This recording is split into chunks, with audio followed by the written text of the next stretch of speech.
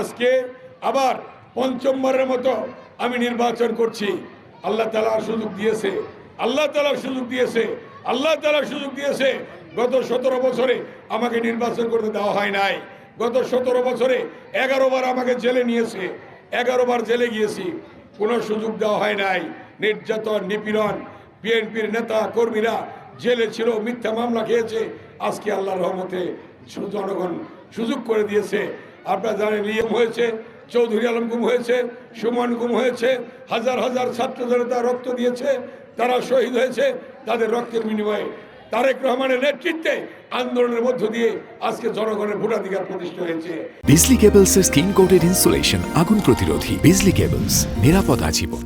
আমি শুধু এইটুকু বলবো, গণতন্ত্রে ফিরে আসতে হলে নির্বাচনের বিকল্প নেই। সেই নির্বাচনই আজকে অন্তর্বর্তীকালীন সরকার দিয়েছে।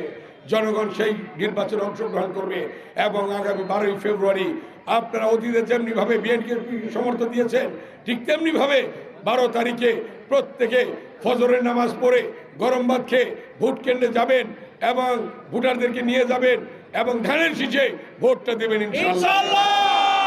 ধানের শীষে ভোট দিয়ে আবার আমাকে কাজ করার সুযোগ দেবেন, সেবা করার সুযোগ দেবেন।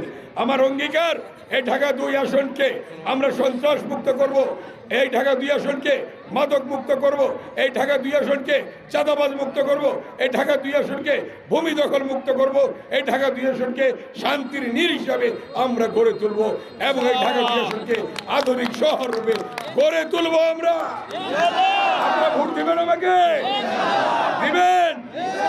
তুলে দেখান আমার সাথে, তুলে দেখান। আমার স্লোগান ধরেন, মার্কা আছে, কোন মার্কা?